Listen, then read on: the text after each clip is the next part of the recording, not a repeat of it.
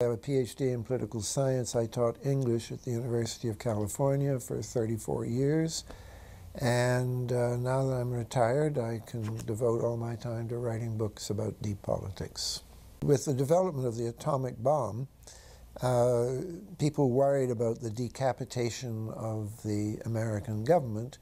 And so ever since the 50s, there have been groups of people, usually very interesting people, planning for what would happen if there was a nuclear attack and the government was, as they say, decapitated. And under Reagan, that planning went off in a new direction. Two of the key people doing the secret planning then were Cheney and Rumsfeld, although Cheney was just an ordinary congressman under Reagan, and Rumsfeld was the CEO of a drug company, but they were empowered to consider. They worked with Oliver North, and it was called Plans for the Suspension of the Government. And they changed the conditions. There was a special executive order which said it would no longer be for an atomic attack, but for any emergency. And that's why it was possible for COG actually to be instituted for the first time on September the 11th, which of course was not an atomic attack. By that time, Cheney and Rumsfeld had been working on the planning for 20 years. And in the late 90s, neither Cheney nor Rumsfeld was in the government. They were both CEOs of corporations. What this means, the only way the best evidence we have about it is to go back to when Oliver North was quizzed about it in the Iran-Contra hearings, and he was asked if he was working on plans to suspend the American Constitution. And the chairman of the committee, the Iran-Contra committee, banged his gavel and said, "We can't go into that in a public session," which sort of corroborated that he knew what was being talked about and there was something there. I think that many of the things that are most disturbing that we've seen since 9/11, the end of habeas corpus, warrantless detention, warrantless surveillance, and above all, preparations for martial law. Those are things that were described about this planning back in the 80s, and we've seen them all come to fruition since 9/11. So in my book, The Road to 9/11, I speculate that this is part of the COG plan that was implemented.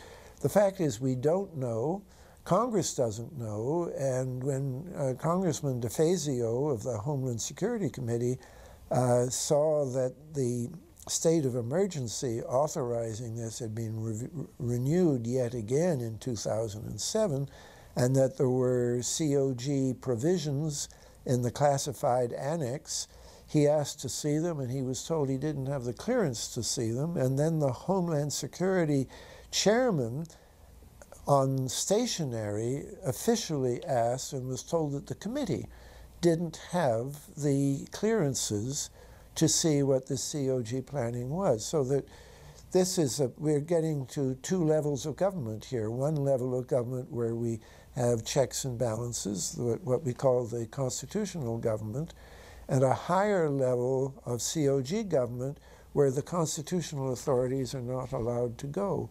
I don't want to get too much into detail, but I think a lot of what we don't understand about what happened on the morning of 9/11 and what Cheney was doing that morning, which is he's given two different versions of, all has to do that he was doing things on a COG phone, which wasn't even in the bunker under the White House, was in a more secure place. And that's why the 9/11 Commission looked for authorization to bring the planes down and so on, and they couldn't find that authorization. There's some kind of gap in the telephonic communication, and I think the answer is it's because we were going now to COG communications instead of ordinary communications. A state of emergency cannot last for more than a year and has to be renewed. And without mentioning the act, Bush did annually renew.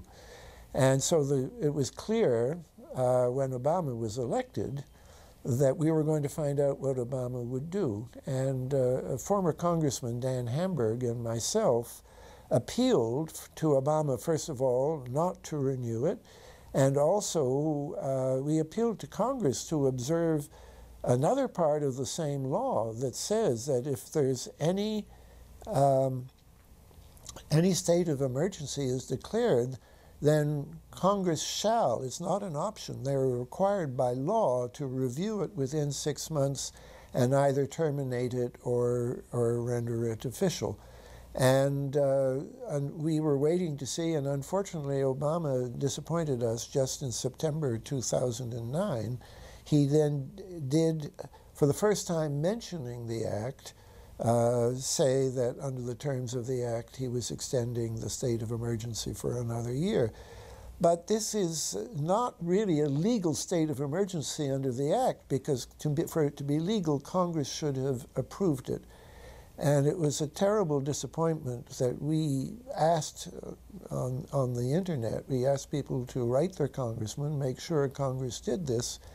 And one congressman wrote back and said to his constituent and said, we understand that the provisions of this act have been overridden by, guess what, COG. So it's another indication that COG is overriding the constitutional and legal provisions that protect us in this country. The word parapolitics, I defined it in my book as, with the CIA in mind, forms of politics in which accountability is consciously diminished.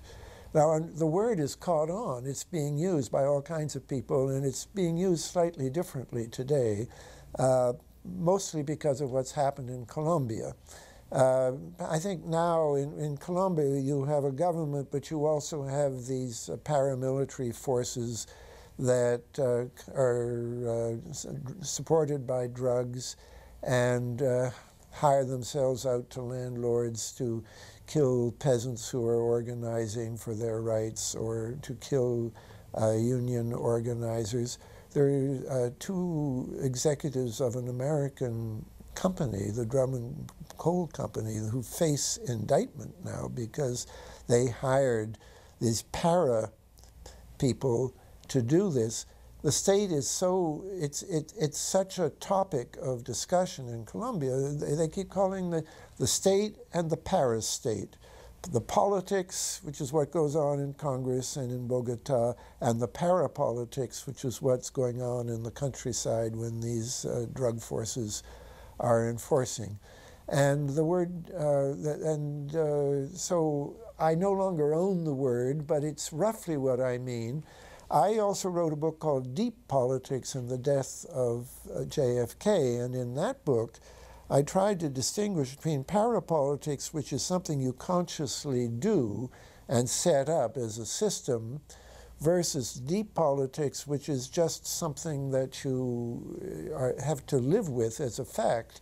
For a long time I used these terms and the major media would not touch them, but just in the last 10 years, if you Google now, you'll see quite a few references to deep politics, or if you go to LexisNexis, better example, because that's just the mainstream media. And they are being used, they're not being distinguished. They both are being used to mean roughly the same thing.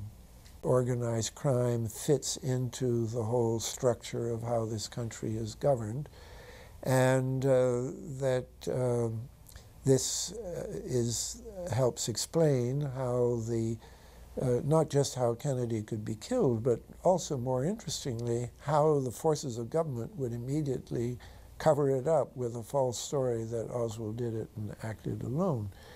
I gave a paper about all three of the big assassinations in the 60s, which was John F. Kennedy, Bobby Kennedy, and Martin Luther King. And there are certain common denominators which I think reinforce what I was saying about Kennedy, John F. Kennedy alone in my book. One is that you find that there's a drug aspect to all three of those killings. There's an organized crime aspect to all three of them. I say this without pretending that I have solved those cases. I wasn't even really trying to solve the cases. I was just trying to understand how a president could be murdered, and this would be essentially absorbed into the culture of the country. We have a guy who's officially blamed for it. Most people don't believe that Lee Harvey Oswald, well, they may believe he pulled a trigger, but they don't believe that he was a lone assassin.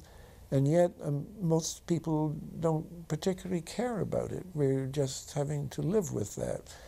I call these events deep events. We've become accustomed to the idea that every now and then something is going to happen, and we just know from the beginning we're not going to get to the bottom of it. And the more they happen, the more reconciled we've become to this state of affairs. The obvious recent example, of course, is 9/11. Nobody's claiming we've got to the bottom of 9/11. Even the two chairmen of the committee are saying that there was a lot of falsified information given to their commission, and that the CIA didn't, they relied very heavily on information from the CIA, which they weren't able to deal with the raw data. And they now realize that the CIA was covering up to some extent in their interviews. They were relying on data that came from people who had been tortured, which means that on the face of it, it was not very reliable data. So there's a lot of people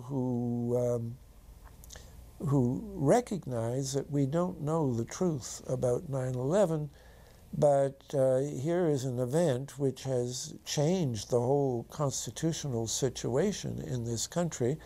And once again, we're not being allowed to look at it. People are fighting very hard to get a really independent, for the first time, a really independent investigation, and it's proving extremely difficult to do.